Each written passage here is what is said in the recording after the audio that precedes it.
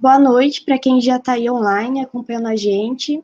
Esse é mais um Combate Debate. Combate Debate é uma série de debates que o Combate Socialista, que é um coletivo do PSOL Londrina, promove toda segunda-feira à noite. Meu nome é Jéssica, eu sou militante do Combate Socialista e eu vou fazer a mediação essa noite. O tema do debate de hoje vai ser tática e estratégia no combate ao governo Bolsonaro. E para contribuir com o debate, a gente trouxe dois convidados especiais, que é a Raíssa Costa. Ela é bacharel em Direito pela PUC Paraná e ela faz especialização em jornalismo político. Ela também é militante do Combate Socialista. Boa noite, Raíssa. Obrigada pela sua participação. Boa noite. Eu que agradeço, Jéssica. Que isso. A gente trouxe também o Venâncio de Oliveira. Ele é doutor em Economia. Ele é presidente do PSOL Londrina. E ele também é do Combate Socialista e da Primavera Socialista. Boa noite, Venâncio. Obrigado pela sua participação. Boa noite, gente. Boa noite, Jéssica. Obrigado aí. Beleza. Gente, a dinâmica desse debate, a gente vai fazer uma apresentaçãozinha, mais ou menos de uns 20 minutos para cada fala. Depois vai ter uma segunda rodada de falas também. E quem tiver alguma dúvida, alguma pergunta para os convidados, coloca aí no chat, que depois a gente também vai fazer um bloco de perguntas para os nossos convidados aí. E é isso, a gente pode começar, então, o debate com a Raíssa. Pode ser, Raíssa? Mas, vai lá, então. Claro. Bom, primeiro, boa noite para todo mundo que está assistindo a gente. De novo, boa noite, Jéssica, boa noite, Venâncio. Bom, para a gente começar a falar em tática e estratégia na derrubada do governo Bolsonaro, eu acho que vale a pena fazer uma breve análise, assim, do cenário que a gente está vivendo, né? Então, assim, só para contextualizar, né? Nas últimas semanas, a gente vem enfrentando situações muito difíceis e até singulares, né? O Brasil atravessa uma crise sanitária, econômica e política, e a gente já conta com mais de 36 mil mortos. E assim, o Ministério da Saúde parece que está de férias coletiva, cheio de militares que não tem nada a ver com a ciência ou com a medicina. A gente não tem um ministro da Saúde, né? Lá tem um interino que também é militar, e alguma coisa em torno de 26 militares no Ministério da Saúde. Os níveis de desemprego estão crescendo a cada dia, as empresas fechando, cada dia mais e mais pessoas tendo que recorrer para a informalidade, e na maioria das vezes em condições, assim, muito precárias. O comércio está reabrindo na maioria das cidades, só que sem estrutura sanitária para isso. Então está colocando em risco a saúde e a vida das pessoas, né? A gente também tem um presidente que está diretamente ligado às milícias, inclusive a milícia que matou a Marielle, né? Ligado ao gabinete do ódio, às fake news. Assim, é um presidente que não segue as orientações da OMS, que participa de atos antidemocráticos, que tenta esconder os dados do Ministério da Saúde, atacando a imprensa, envolvido em escândalos, até como no caso da tentativa de controlar a Polícia Federal. E ao mesmo tempo em que ele perde os apoiadores, ele vem perdendo a base de apoio dele, ele compra o Centrão para evitar aí um possível processo de impeachment, né? Nos 3 escalões do governo, já tem algo em torno de 3.500 militares. E assim, nem durante a ditadura militar teve tanto milico no governo. Então isso é muito preocupante, né? Já não é um governo feito por civis ou por representantes da sociedade civil. O Supremo Tribunal Federal está lento, não se envolve, caminha a passos de tartaruga diante dessa necessidade de barrar os avanços do neofascismo, né? E com o Legislativo a gente não pode contar. O presidente da Câmara dos Deputados tem mais de 30 processos com pedido de impeachment do Bolsonaro em cima da mesa e já demonstrou que não tem o menor interesse de levar isso adiante. E a gente viu, assim, em várias partes do país, manifestações de apoio do projeto genocida e autoritário e fascista do presidente. Pessoas com faixa pedindo a volta do AI-5, pedindo intervenção militar, fechamento do Supremo, do Senado, da Câmara, enfim, pedindo o fim da democracia. Parece um absurdo falar isso em 2020, mas a gente vê que isso está acontecendo. E a gente vê que elas são instigadas pelo próprio presidente a deixar o isolamento social e se aglomerar em manifestações que fazem apologia a ideias que são definitivamente inconstitucionais. A gente também tem visto a violência desses apoiadores. Eles agridem pessoas que estão vestidas de vermelho, assim, camisetas vermelhas, assim, agridem a imprensa e agrediram, inclusive, os profissionais da saúde, que têm sido os verdadeiros heróis dentro desse contexto de pandemia. E somado a tudo isso, a gente também tem visto o crescimento da violência policial, que é tutelada por esse governo genocida, e tem vitimado principalmente os moradores de periferia, os negros, negras, jovens, crianças. Então, assim, a milícia, ela está dentro da polícia militar, ela está dentro da Câmara de Vereadores, do Senado, da Câmara dos Deputados, e já alcançou até mesmo a presidência da República, né? Ou seja, a gente está vivendo num estado, assim, de pré-barbárie, e que necessita urgentemente ser barrado, ser repelido. Eu acredito que seja um consenso entre todos nós, né, que o governo Bolsonaro ele precisa ser abolido. E o que a gente pretende nesse debate aqui é justamente trazer um pouco da estratégia que nos levará a alcançar esse objetivo. Nesse texto que foi produzido pelo Combate Socialista, fala-se bastante em duas maneiras principais de enfrentamento ao governo.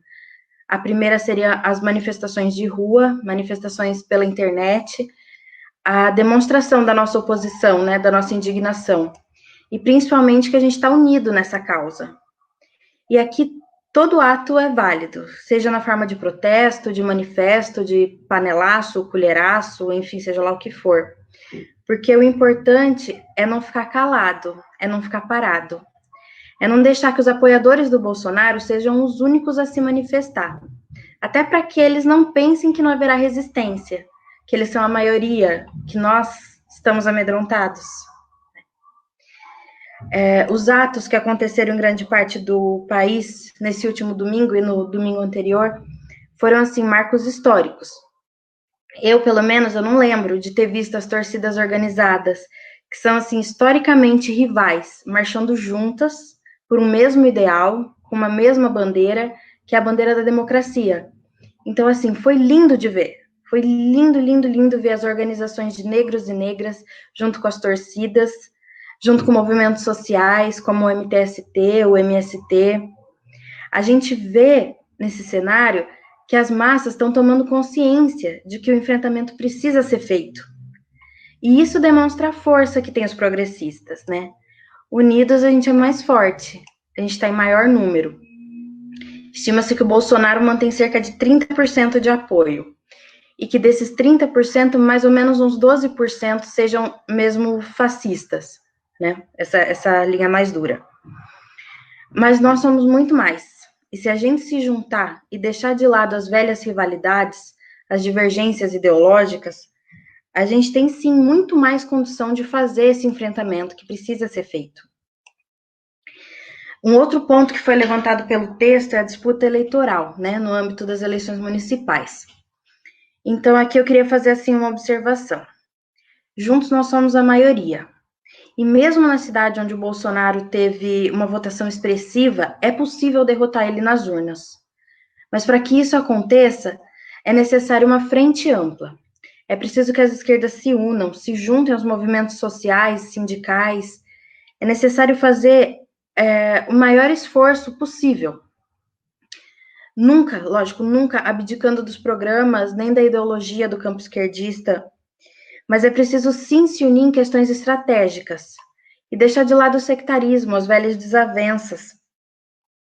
Eu não estou falando de uma aliança duradoura, não é o caso, a gente sabe que isso não é possível, que nós temos diferenças, mas eu estou falando, assim, que a gente tem que abrir mão de algumas coisas nesse momento em prol de uma causa maior, e que para isso é preciso deixar de lado o ego e os programas que visam apenas a autoconstrução de alguns partidos. Porque tudo isso é em nome da democracia. A nossa democracia, ela é tão jovem, tão falha, e está ameaçada com esse projeto autoritário do governo Bolsonaro. Isso não é novidade, mas o fato é que ele caminha mais rapidamente para um autogolpe. E conta, sim, com o apoio da linha dura dos militares, que já são numericamente muito expressivos no governo, e conta também com o apoio das milícias, de setores da burguesia, interessados num plano econômico que visa salvar esse capitalismo capenga e quebrado, e que massacra a classe trabalhadora, retira direitos em nome do lucro, do capital. Porque, assim, como a gente sabe, o Bolsonaro ele está a serviço do grande capital, dos grandes empresários, né? Ele representa os interesses, por exemplo, da Fiesp, do CNI, do velho da Havan e de tantos outros. Mas a gente também tem observado que já está havendo fissuras entre essas classes dominantes, né? Ou seja, ele perde também o apoio. Muitos desses setores que serviram de pilar para o governo já estão abandonando o barco. Até como alguns empresários e alguns ministros que serviam até de baluarte do bolsonarismo, né? Como é o caso do Sérgio Moro, por exemplo. E assim, com isso ele se enfraquece. A nossa democracia, ela ainda que limitada e muitas vezes tímida, ela não caiu no nosso colo.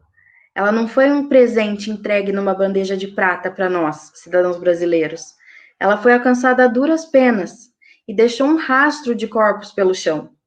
Muita gente boa, importante, guerreira de verdade, assim, deu a vida para que nós pudéssemos ter uma imprensa livre, direitos sociais, liberdades individuais.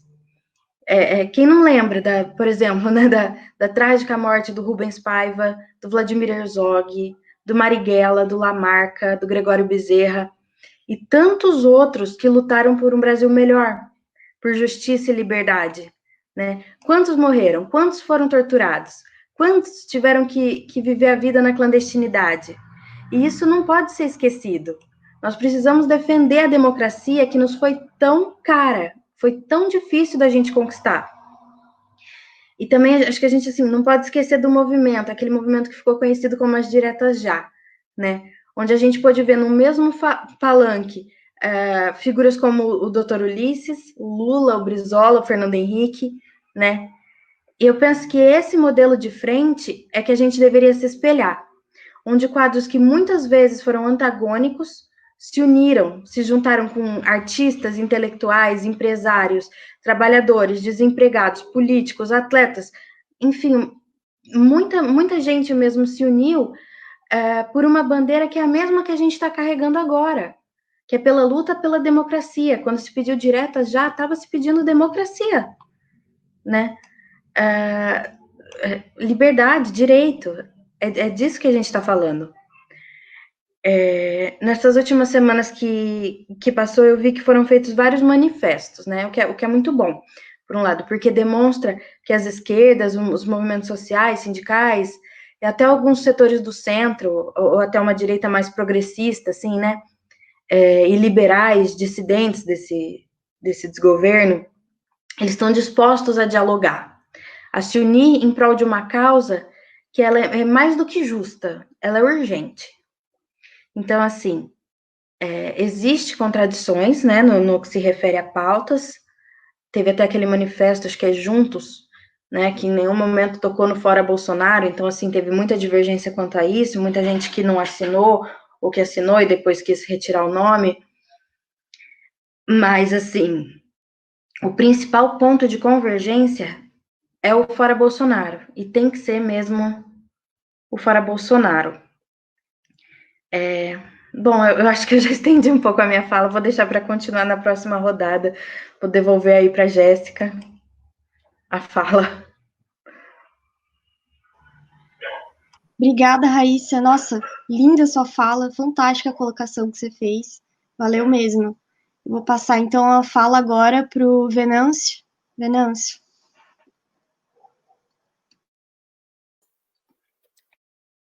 Depois dessa fala aí, muito legal da Raíssa, assim, que empolga a gente, eu acho que é um pouco importante também a gente fazer um contexto e entender como a gente é ator desse processo, né? E eu acho que uma coisa que a Raíssa coloca muito bem, e o que dá para perceber, você fica angustiado quando... Eu fui ficando angustiado em ouvir, né? Por quê? Porque eu acho que uma palavra se define nesse processo. O Bolsonaro asfixia a República Brasileira.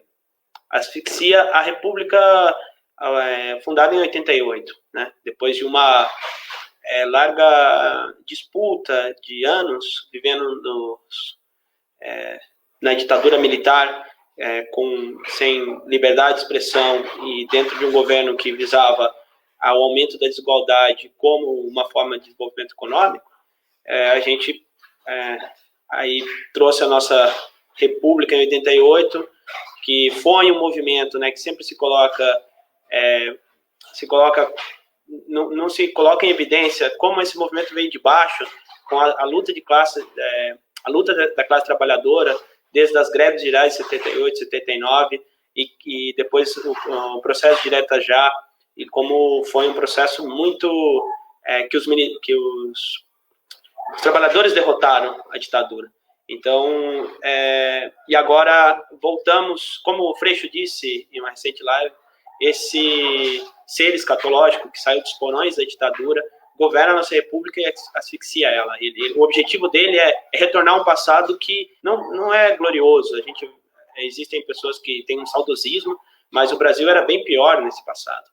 Então, pensando como o governo Bolsonaro asfixia essa nossa república, é necessário a gente recorrer, assim, nessa breve história completamente conturbada e bastante esquisita na qual a gente vive, que 2020 é bastante esquisito também, que é esse governo de pouco tempo, que seja um governo breve, o que é o Bolsonaro, o que foi e qual é o seu pilar. Teve muitos textos sobre isso, eu só quero recorrer um pouco para a gente pensar como tanto ele se asfixia, como ele se isola. Quando começou o governo, havia um consenso dos articulistas que diziam o governo ele se baseia, tem vários pilares, os militares, como bem colocou Raíssa, que hoje toma quase toda a totalidade. Por outro lado, esse setor que era o setor do Moro, que era o setor lavajatista, que tinha uma base social que era como essa classe média alta do judiciário, e ao mesmo tempo empolgava esses setores de classe média alta. Vamos dizer assim, esse setor de classe média alta que se julga muito imparcial, muito técnico, que se julga muito liberal, mas é a favor não se preocupa com o genocídio da população negra. Se tiver uma polícia matando as pessoas, ele acha que é melhor do que... Mas ele está dentro das suas casas limpo e feliz e evita ver, né? É incrível ver a saída do Moro, quando ele saiu, o discurso dele. Eu fiquei pensando, em nenhum momento ele coloca a injustiça social que o Brasil passa, né? Ele acha que temos que combater. Ele se sente realmente como o Batman. Então, ele nunca foi, acho que ele nunca foi numa favela. Ele não sabe o que é. Para ele é uma desumanidade clean. Então, esse setor do Moro, e depois você tinha também esse setor que é o neoliberalismo, os tecnocratas, o Paulo Guedes, os fundos de pensão, que foi assim, essa burguesia, alta burguesia financeira, que de alguma forma centralizou a burguesia interna brasileira, no sentido assim, não tem tu, vai tu mesmo, e falando a grosso modo.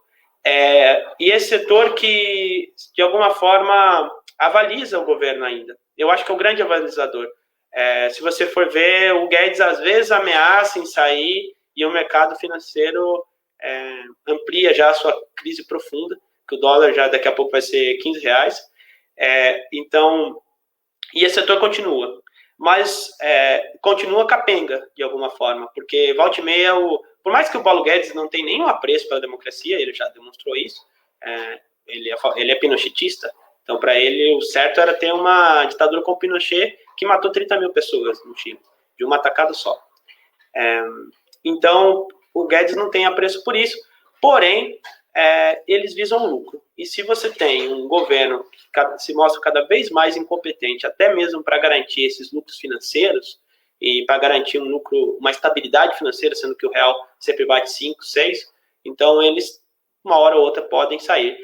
É também interessante, desse ponto de vista, que há setores da burguesia, essa burguesia varejista, bem colocou, mas cada vez mais se vê que eles estão por um fio no governo.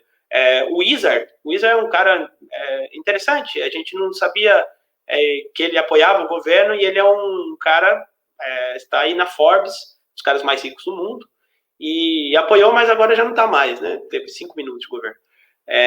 Então, o outro setor que me permitam usar essa expressão, porque por mais que seja de caráter bastante afetivo, mas é difícil não envolver isso, que eu diria a corja fascista.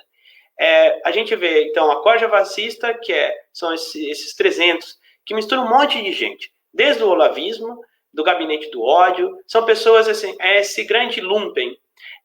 Por exemplo, a Sarah Winter. A Sarah Winter é uma figura curiosa. Ela era das feministas eu não lembro agora, depois vocês podem me lembrar o nome desse grupo de feministas. Ela é de Curitiba, acho que... e ela era daquelas que faziam protestos. E o que ela era? Ela buscava apenas a visibilidade individual. Ela buscava apenas a própria carreira individual dela.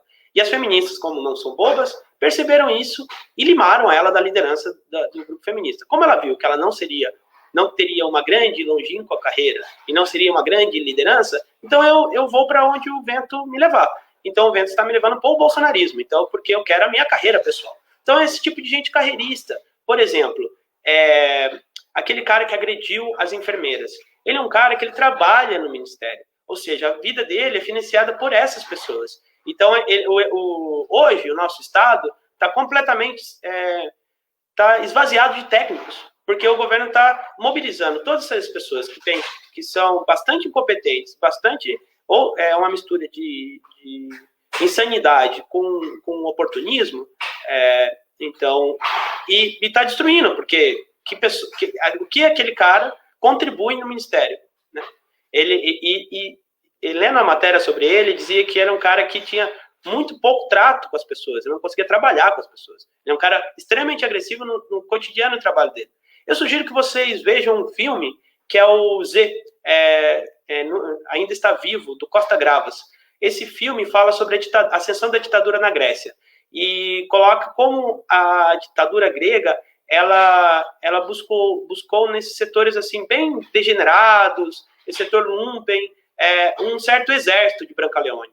Então, essa corja é um pouco isso. Claro, mistura os milicianos, que tem que são a Liga da Justiça, mas são altamente cruéis e vivem sugando as favelas, cobrando, como o nosso deputado Freire sempre já tem uma análise exaustiva, mas são parasitas do mal, porque são altamente cruéis e matam pessoas.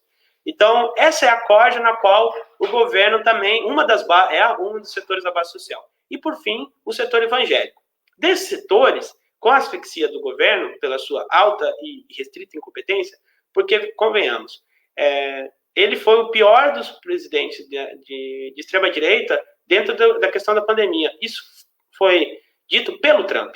O Trump falou, se tivéssemos seguido o Bolsonaro, estaríamos pior nos Estados Unidos. Ou seja, até o Trump não gosta mais do Bolsonaro. Por mais que o Bolsonaro logo disse, somos irmãos, bom, enfim, o Trump e o Bolsonaro, que relação. A questão é que ele se demonstrou muito inepto e é uma coisa impressionante. Então, essa asfixia da República, ele vai perdendo apoio. Ele perdeu o apoio do Moro, que é engraçado a relação também deles, né? O discurso do Bolsonaro é um discurso épico e também poderia entrar em programas de comédia, quando a saída do Moro, e entrou de fato, e é bastante engraçado, busquem.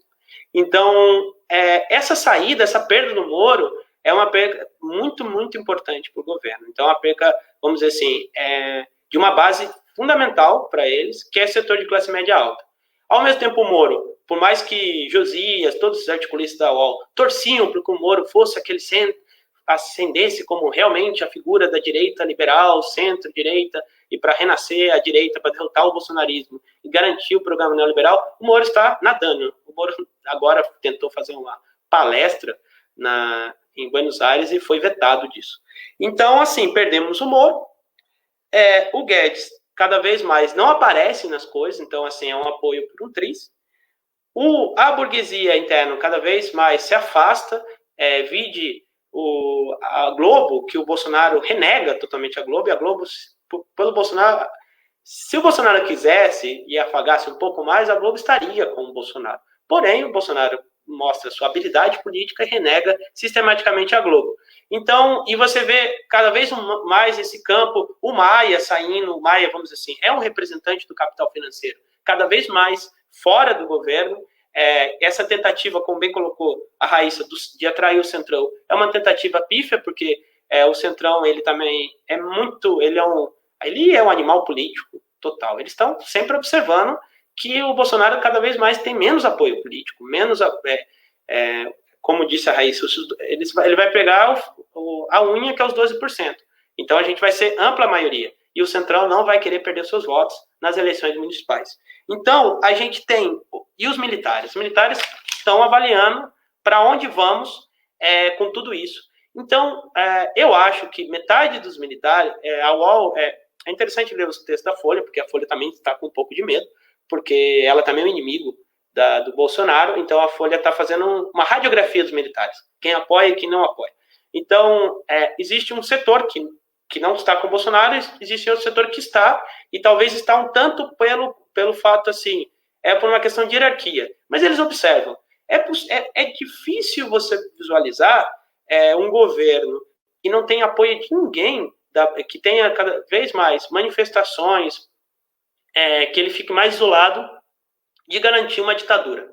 É perigoso uma ditadura? Muito perigoso, como bem colocou a Raíssa. Essa corja fascista, ela vê o dia a dia, o cotidiano, ela tem uma visão de curtíssimo prazo. A PM é parte, um setor da PM. Existem setores da PM que não estão nesse processo, como há vários, até um manifesto de delegados antifascistas no Rio.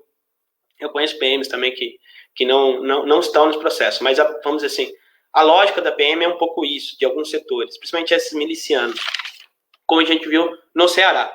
Aí eu entro que, assim, hoje, assim, o Moro já não está, o Guedes está por um fio, os militares estão observando, e um setor da burguesia. E até a corja, um pouco da corja não está. Por exemplo, agora a gente teve o Olavo, o nosso filósofo, astrólogo, dizendo que já não gosta mais do Bolsonaro, acabou o amor. Então, isso é bom pra gente, né? Porque entre a briga entre o Olavo e o Bolsonaro, ele torce pela briga. Então, agora existe essa asfixia, ele se asfixia. E aí, como colocou a Raíssa de forma muito bonita, as ruas tomaram o seu lugar. O ator fundamental, o verdadeiro ator, o ator mais belo nesse conto de terror que a gente vive, ele saiu. Claro, saiu mesmo numa pandemia. E por causa dela também. Era para que todos estivéssemos nas nossas casas e que se garantisse o direito para que estivéssemos nas nossas casas. Mas para algumas pessoas isso não é possível, porque as pessoas, se estão nas suas casas, elas ainda correm risco de vida, por causa da PM. Então veio o setor dos antifascistas e também da luta antirracista, do movimento negro brasileiro, que é um ator fundamental, um ator muito, como nas outras lives, a luta antirracista no Brasil é estrutural, e o Bolsonaro reflete o Brasil colonial. Então, essa luta é extremamente importante. E eles disseram, não dá para a gente estar em casa, porque estão matando a gente. Então, a gente vai para a rua mesmo com o risco. Isso demonstra a crueldade desse momento. A gente tem que ir para a rua porque a gente está com medo de perder a democracia, ou porque as pessoas têm medo de estar nas suas casas e estarem ameaçadas pela polícia. Então, esse ator, ou seja, estar na rua, apesar do risco, é fundamental. Então, assim, se abre 4 campos de luta. As ruas, as várias formas de mobilizações, a luta ainda do setor da saúde, para que haja um enfrentamento sério que não se escondam números, que haja direitos nessa quarentena. É uma outra luta, a gente tem que se engajar nessa luta, exigir, não esquecemos que as pessoas estão morrendo. Ontem era para ser 37 mil, e o governo baixou para 18 mil. E as mortes ele baixou pela metade. Ele falsificou dados, isso é um crime. É isso que é o seu governo dos militares, porque é um militar. Eles escondem a sujeira, por isso que as pessoas não viam a sujeira.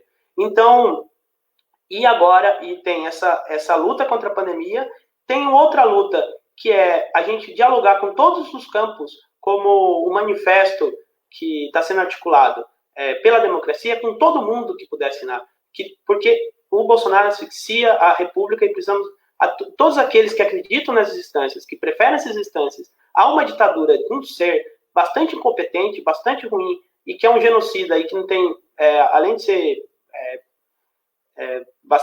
uma inteligência bastante questionável. Então, todas aquelas pessoas que querem sair disso, que assinem com a gente. Então, essa é um terceiro. E o quarto é o eleitoral. O eleitoral, ele deve visar tanto a derrota desse campo, a derrota programática desse campo.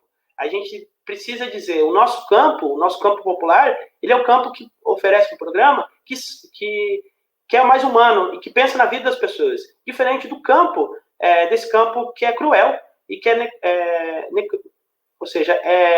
empolga a necropolítica, ou seja, a política da morte, e que louva a morte. Nós louvamos a vida. E se a gente apresentar esse campo e trazer, olha, temos esse programa e é importante, e articular os setores progressistas, de esquerda, em garantir que todos os candidatos defendam isso, a gente abre um espaço e abre uma nova esperança para um Brasil tão baqueado, né? Enfim, já falei um pouco demais, e aí abro aí para a gente continuar conversando. Obrigado, Velance, pelos elementos que você trouxe, bastante esclarecedores aí para a gente. Pessoal, eu queria que vocês comentassem um pouco sobre a perspectiva de vocês, para onde a gente vai com tudo isso, assim. Raíssa, quer começar? Velance? Pode ser? Pode ser. Beleza. Raíssa? Bom, eu acho que o Venâncio ele colocou muito bem assim as palavras dele, né?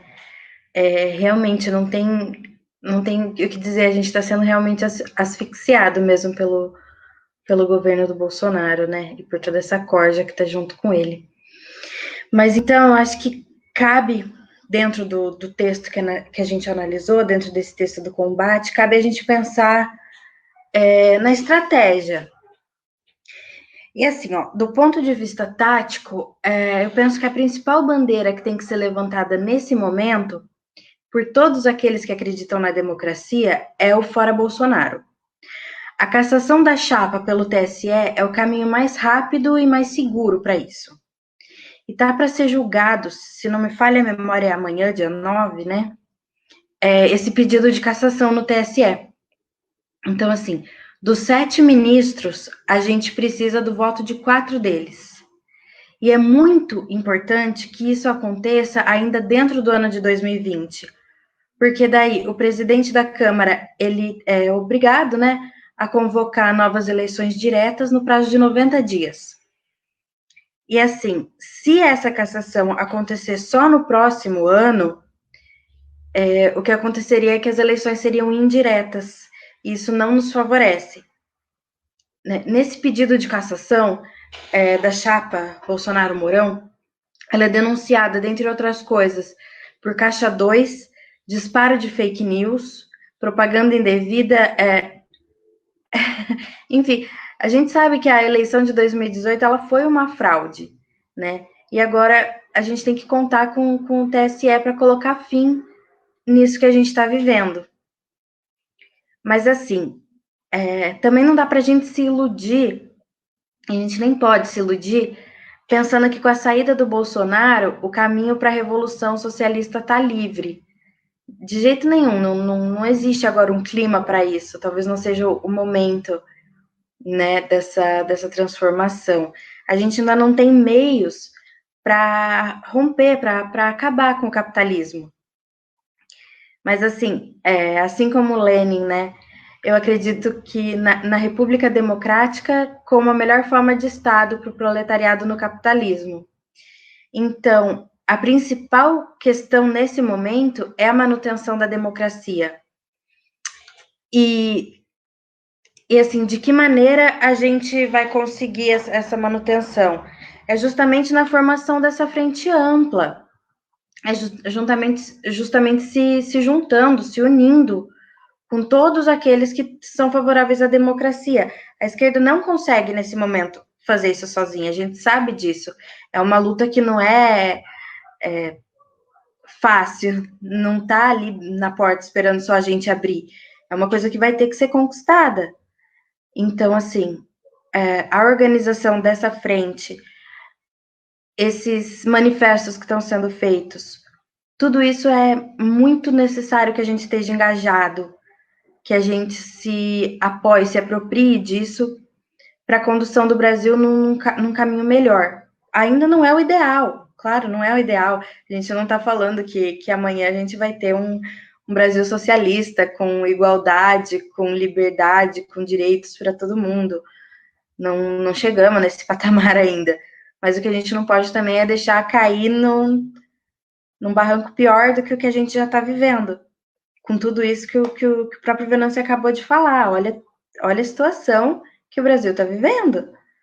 Então, acho que a estratégia mesmo desse momento é isso, é a frente, é a gente se engajar nessa frente ampla, tanto para as eleições municipais, como para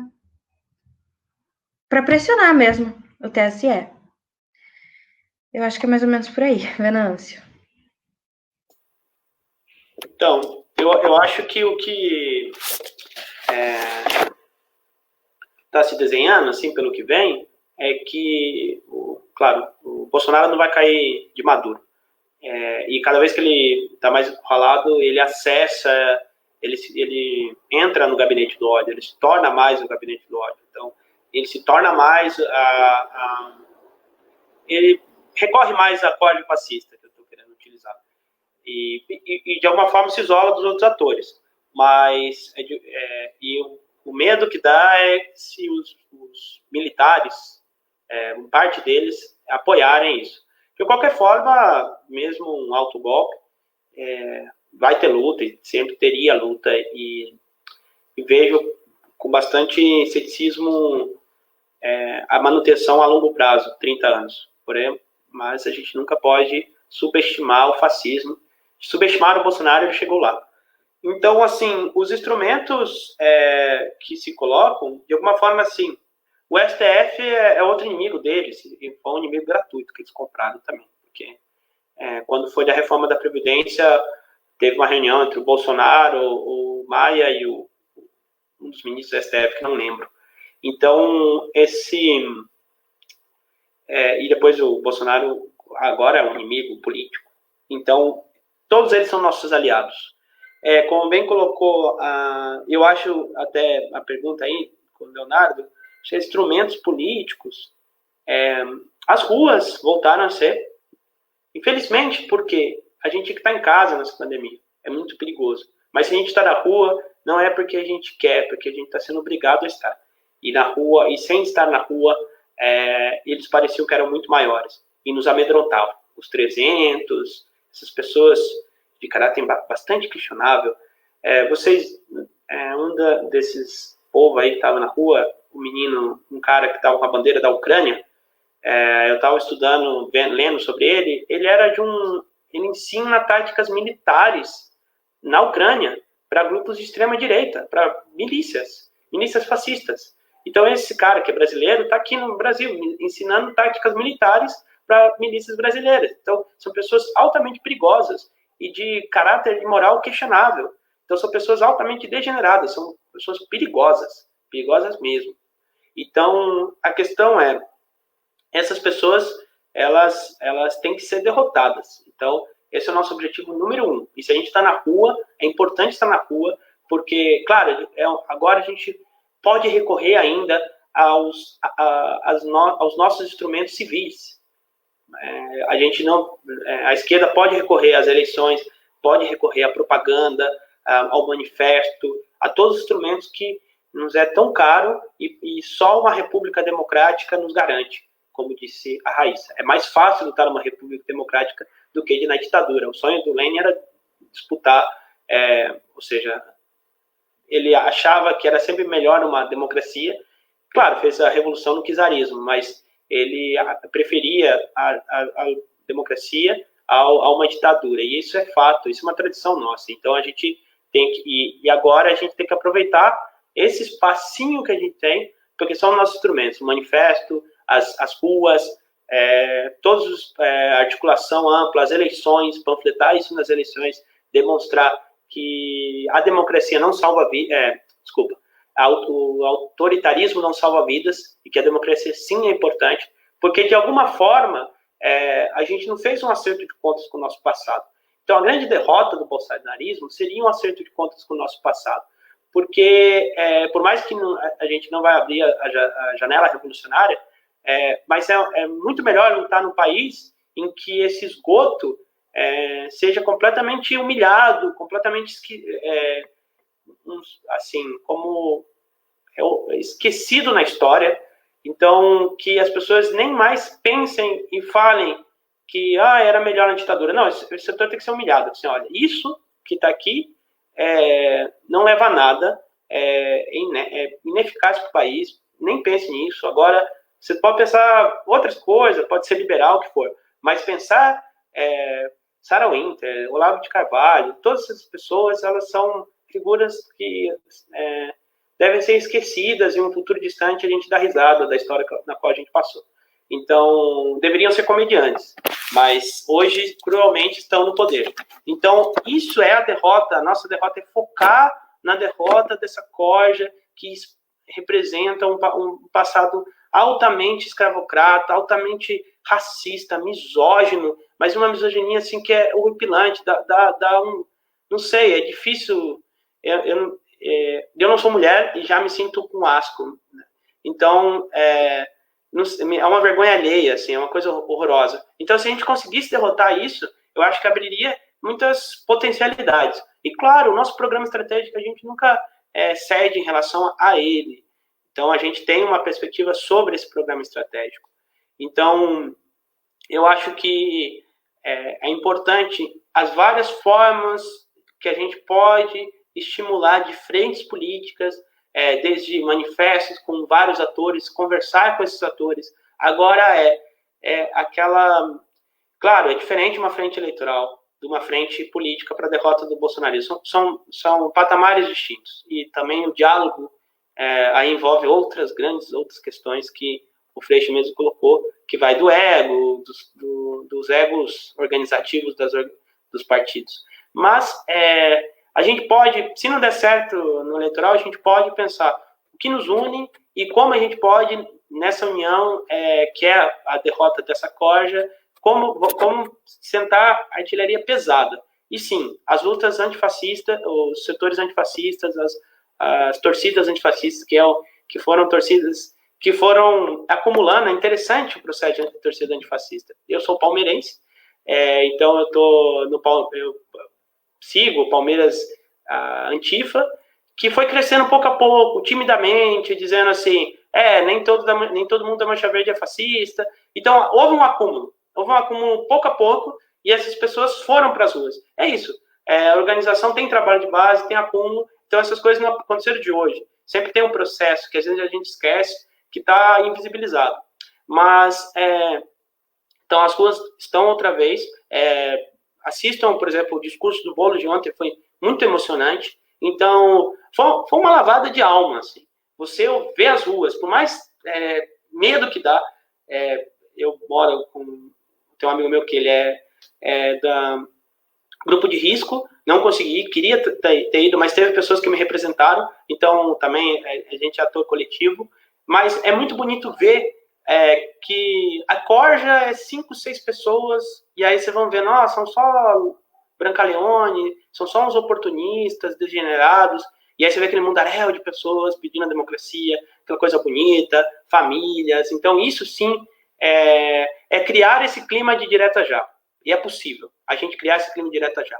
É possível a gente pensar todos contra o Bolsonaro, todos por um clima de liberdade de expressão. Não podemos cair. O mundo do Bolsonaro é um mundo cruel, um mundo terrível, um mundo de caos, de morte, de desemprego, e é o que a gente falava. Foi engraçado, porque uma vez eu estava no Uber, mas dá vontade de votar no Bolsonaro só para ver. Cara, vai ser o apocalipse, eu falava para ele. Vai ser o caos instalado na Terra. E às vezes, é que eu estou exagerando, e não estava exagerando, e é verdade. Termino por aqui. Pessoal, muito massa os elementos que vocês trouxeram, muito massa mesmo, brigadão.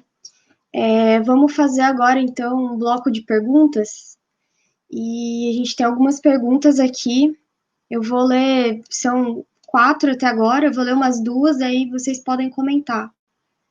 A primeira pergunta é do Eliel Machado. Ele pergunta: a partir das últimas manifestações populares, tanto aqui no Brasil como nos Estados Unidos e Europa, como vocês avaliam a pauta antirracista no combate ao neofascismo bolsonarista? A outra pergunta é do Leonardo Matias. Ele fala: boa noite. Venâncio, essa, na verdade, o Venan já respondeu, mas eu acho que é legal também a Raíssa comentar, se ela quiser, né? Venâncio, quais instrumentos políticos temos para frear o avanço do bolsonarismo no contexto da pandemia? Raíssa, se quiser começar. Ok. Vou começar respondendo a pergunta do Eliel, né? Ele falou das manifestações no Brasil e nos Estados Unidos dos atos antirracistas, né? Bom, eu vejo assim, não tem como a gente ver a luta do combate ao fascismo sem pensar no combate ao racismo e vice-versa. Eu acho que a gente não vai conseguir ter uma sociedade mais justa, mais igualitária e sem essa presença assombrosa do racismo se a gente não combater primeiro o fascismo. Porque uma coisa está ligada na outra. Eu penso, uma das bases, assim, né, do tanto o fascismo, o nazismo, assim, é aquela ideia da supremacia de raça, né? Aquela ideia absurda e medonha da supremacia de raça. Então, assim, acho que tá muito certo, tá muito legal o que eles fizeram de juntar a luta antirracista com a luta antifascista. Foi lindo, aquelas bandeiras, aquelas pessoas lado a lado. Teve alguns momentos que eu vi eles ali de braços dados, assim, eu achei aquilo emocionante. Eu acho que é bem por aí, eu acho que não existe outro caminho. Isso tem que se juntar, isso tem que virar se tornar uma luta só. E não só a luta antirracista, né, com a luta antifascista, mas, por exemplo, a demanda dos índios, dos povos indígenas também, ela tem que andar de mãos dadas com essas outras lutas. A questão dos LGBTs também. Eu, naquele momento que eu estava assistindo ali os vídeos da passeata de ontem, eu fiquei imaginando isso, eu falei, olha, quanta gente, e ali a gente está vendo só a questão antirracista e mais a questão antifascista. Você imagina o que não seria se juntasse com o pessoal indígena, com os LGBTs, com as feministas, com os partidos, Gente, imagina, aquilo ia ser a rua inteira tomada, ia ser uma coisa que não tem como negar, a gente é a maioria, as minorias se juntando, elas somam a maioria e não existe outro caminho. Então, eu não sei se eu respondi direito a pergunta do Eliel ou não, mas foi isso que me veio pela cabeça agora. Você, Jéssica. Massa, Raíssa. Venâncio, comenta aí pra gente. Então, sobre a questão da luta antirracista e antifascista, lembrando que o fascismo, claro, o fascismo no Brasil ele tem essa origem colonial, então, do império, de tudo que a gente, essas nossas feridas, pensando que a libertação, a Lei Áurea foi de 1888, uma grande luta, que sempre colocam como se fosse um favor, mas teve uma luta escravocrata. Então, mas é muito recente. Eu lembro até, eu militei em Curitiba um tempo e uma vez ligaram para a gente, eu militava num coletivo de movimento popular, ligaram dizendo que estavam queimando a casa de um quilombola em Doutor Ulisses, que fica a 4 horas de Curitiba. E a gente foi com o pessoal da CPT, do Consulado Popular, fomos e do Secretaria, porque era o Requião naquela época, tinha uma música da Secretaria Secretaria, não lembro agora, de Negros e Negras do Estado, acho que é o Direitos Humanos, algo assim. E ela foi com a gente, fomos em 4, daí eu falei, e eram os madeireiros queimando casas de quilombolas. Então eu fiquei pensando, né, esse grupo aqui está bastante armado, né, eu tinha 23, 24, não, 22 anos. Bom, a gente vai lá, né, se vai morrer, a gente morre junto. Então, assim, mas é bom, porque o povo evita, vai alguém da cidade e tudo. Então, e eles fugiram, foi incrível, eles queimaram as casas deles, eles fugiram para os montes. Então, parece que você reproduz como se o mundo ainda não tivesse, a gente tivesse ainda no período da escravidão. Então, eles se esconderam nos montes. Então, e são madeireiras ligadas a famílias de oligarcas que uma vez já chegou a ter escravos. Então, é uma reprodução desse Brasil tenebroso. E um um senhorzinho, assim, que tinha uns 95 anos, ele tinha uma história, não sei se ele está vivo ainda, isso foi em 2008, então ele contando a história para mim, a mãe dele era escrava. Então é muito recente isso, e é muito recente e a violência continua aí. Então, e lembrando que o fascismo, vamos dizer, italiano, o fascismo alemão, era racista, então pensava a superioridade.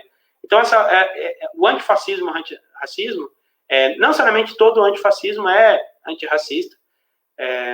A gente percebe que, às vezes, por companheiros aí do movimento negro, dizendo que há setores antifascistas, às vezes até racistas, isso a gente tem que levar em conta, então, não é tão simples assim, mas o protagonismo do movimento negro nesse processo é encantador e é libertador.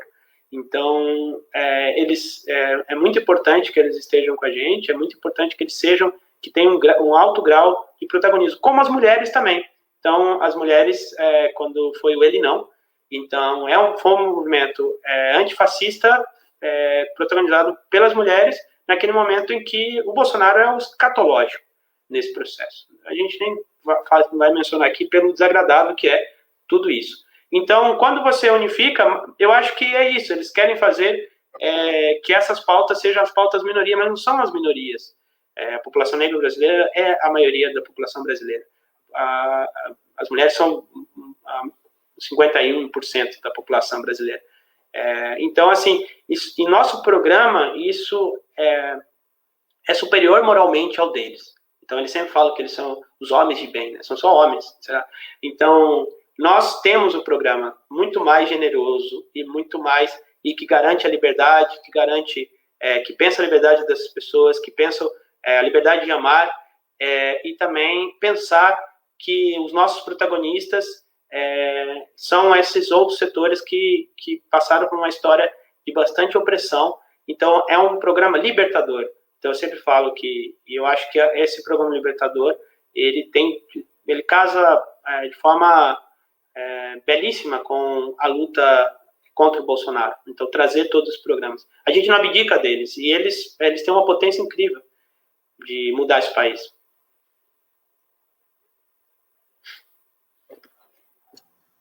Legal, Venâncio, obrigadão. A gente tem, então, mais 2 perguntas, e aí só tem mais essas 2, e aí se quiserem, eu vou ler agora, se quiserem comentar e já fazer as considerações finais de vocês, tá? A primeira pergunta dele é o Machado, ele pergunta: Raíssa e Venâncio, como articular politicamente uma frente ampla para derrotar o fascismo com a frente única, numa conjuntura em que ganha força social organizações paramilitares muito presentes nas favelas, com liberação de armas e munições. E a próxima pergunta é do Leonardo Matias. Ele pergunta: Raíssa, na sua avaliação, os movimentos espontâneos antifascistas e antirracistas devem atingir de alguma maneira o governo Bolsonaro? É isso aí. Raíssa? Um segundinho, eu tô lendo de novo a pergunta dele aqui, porque falhou um pouco o áudio para mim, desculpa. Bom, eu posso começar pela pergunta do Leonardo? Pode ser? Bom, ele pergunta aqui se eu acho que esses movimentos espontâneos podem atingir de alguma maneira o Bolsonaro. Bom, eu acho que sim. Eu acredito que sim. Porque eu enxergo o governo do Bolsonaro como um governo frágil. Não frágil no sentido de desarmado. Não, pelo contrário. É um governo fortemente armado, que conta aí até com os militares. Mas eu vejo um governo fraco de apoio, um governo fraco de propostas, de concretizar as coisas que precisam ser feitas no Brasil. Então, esses movimentos, que eles estão sendo espontâneos, como você falou, eles balançam, sim, essas estruturas já frágeis do governo, uma vez que eles mostram cada vez mais o quanto a sociedade brasileira está abalada e afetada com esses desmandos, com essas posturas genocidas do governo. Quando você vê as pessoas indo para a rua levantando essas bandeiras, como foi nesse último domingo, você escancara as coisas não só para o resto da população brasileira, que não está sofrendo com isso, mas você escancara também para o resto do mundo, que olhem para cá, que vejam quem é esse governo, quem é o Bolsonaro, o que ele está fazendo. Você mostra que, assim, as pessoas tiveram a coragem de sair de casa dentro do contexto de uma pandemia, justamente por uma pandemia também. Porque o governo não está tomando medidas que sejam capazes de barrar o crescimento da curva da Covid-19. E as pessoas estão morrendo. E normalmente, na maioria das vezes, as pessoas que estão morrendo são as pessoas que não estão conseguindo fazer o isolamento social, são as pessoas que não podem ficar dentro de casa porque elas precisam sair para trabalhar. Porque o comércio está aberto, sabe? Porque essa renda básica de R$600 não é suficiente. E eu acho que tudo isso é demonstrado quando as pessoas saem para a rua, quando as pessoas levantam as suas questões, sabe? Tanto na pauta antirracista, porque sim, muita gente negra está morrendo, e também por conta da Covid, não só por conta da polícia, né, das ações policiais. Então, assim, e também pela pauta antifascista, né, que, querendo ou não, essas atitudes do governo, elas demonstram ainda mais essa atitude autoritária e fascista, de não estar cuidando da população, de ter deixado o Ministério da Saúde para as moscas, sabe? De estar ocultando dados, de tudo isso que está acontecendo. Então, eu acho que sim, afeta o governo dele, sim. Ele vai perdendo cada vez mais os apoios que ele tem, tanto do setor empresarial ou de outros setores, assim, por conta dessas ações que estão acontecendo. O Venâncio, ele disse uma coisa agora há pouco que eu concordo muito com ele, né? Quando ele se referiu ao Centrão, que o Bolsonaro comprou o Centrão e tal. Mas o Centrão, ele é muito volátil, né? Ele vai muito também para onde a maré tá levando. E eu acho que essas organizações, né? Igual a passeata de ontem, assim, eu acho que isso, querendo ou não, acaba chegando um pouco aos olhos do Centrão também, que começa a ver o quanto o Bolsonaro está perdendo o apoio dele, o apoio da massa, o apoio da população mesmo. Então, nesse sentido, eu penso que sim. Tem a pergunta do Eliel, né? Deixa só eu reler aqui como articular politicamente uma frente para derrotar o fascismo com uma frente única na conjuntura que ganha força social organizações paramilitares, com liberação de armas e munições. É bem difícil. É muito difícil mesmo se organizar, sabendo que eles estão, assim, armados até os dentes, né? Inclusive com a liberação do porte de armas, que foi já parte do plano estratégico do Bolsonaro de armar a população, né? Então, assim, é difícil, mas não é impossível. A frente, ela precisa ser erguida para conter isso, para barrar que isso tome proporções ainda maiores do que já tem.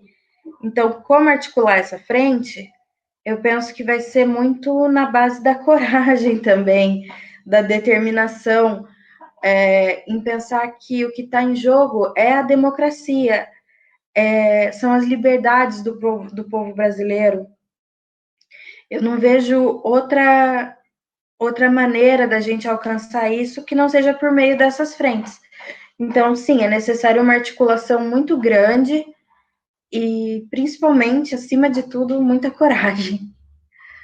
Não sei se eu respondi, gente, mas era isso. Obrigada, Raíssa. Comenta aí. Então, eu acho assim, sobre os movimentos atingir o governo, eu acho que eles atingem porque eles criam aquela sensação, o que estava rolando? Estava rolando assim, e é assustador um pouco você ver essas pessoas na rua, aquele acampamento dos 300, armado, e você não vê, parece que as ruas estão vazias, então eles dão uma impressão de maioria. Então, à medida em que você tem pessoas só não é mais porque nem todo mundo pode ir nas ruas. Mas mesmo nem todo mundo podendo ir nas ruas, mostra uma proporção muito maior do que o dos fascistas. Então, mostra para eles, para os militares e para o Centrão e para a burguesia brasileira, vai custar apoiar essa ditadura, hein? Então, é isso que a gente tem que demonstrar. Que aos donos das armas, que vai ser difícil que eles imponham as armas para a gente. Então, vai ter luta. Então, isso é importantíssimo. Que não há contexto para uma ditadura atual. Porque é isso, como o Freixo disse. O Bolsonaro é um ditador. É difícil pensar que o ditador ele vai fazer de tudo para cancelar a democracia. Desculpa usar esse termo que o povo usa.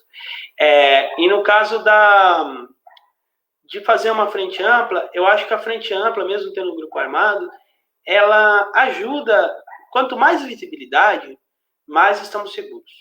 O que eu quero dizer é o seguinte, claro, você fica na mira também. Porém, quando teve o ato, a gente disse, é melhor ter pessoas...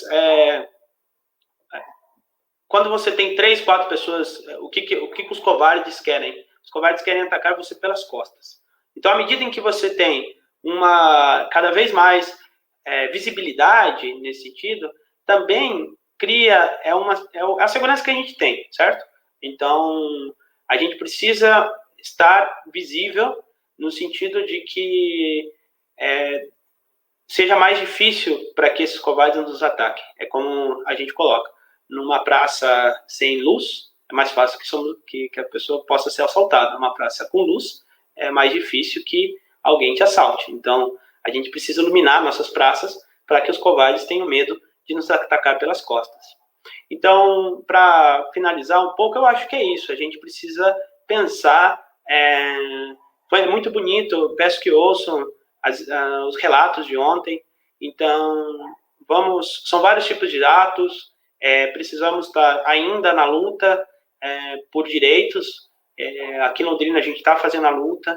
Aí também é importante a gente ampliar essa frente, pensar esses manifestos. Eu acho que é isso também que responde um pouco o Eliel, assim, articular com todas as pessoas, levar para todas as pessoas o manifesto aí articulado que precisamos de garantir aqui em Londrina, por exemplo, que é a vanguarda do atraso. Precisamos demonstrar que sim, não, essa corja é uma minoriazinha das pessoas e só teve uma maioria porque as pessoas estavam muito, muito machucadas com o que foi o outro governo e se deixaram levar pela loucura, pela embriaguez do ódio, mas elas estão entendendo que não foi assim, que não é assim, que não vai dar certo, que não está dando certo. Então vamos criar esse clima de democracia, a gente vai derrotar esse bolsonarismo. E vamos ter, no próximo período, condições muito melhores de luta. Beleza? Valeu, gente. Raíssa, Venâncio, obrigada pelas colocações de vocês. Realmente muito fundamental a gente estar tendo esse debate, hoje especialmente, né, no clima depois de ontem, né. Obrigado quem comentou aí, que ajudou com as perguntas no chat. A gente tem uma luta muito importante, muito dura pela frente, né. Então, boa noite para todo mundo. Obrigadão quem acompanhou de novo. E até a próxima. Até a próxima. Boa noite e até a próxima. Valeu.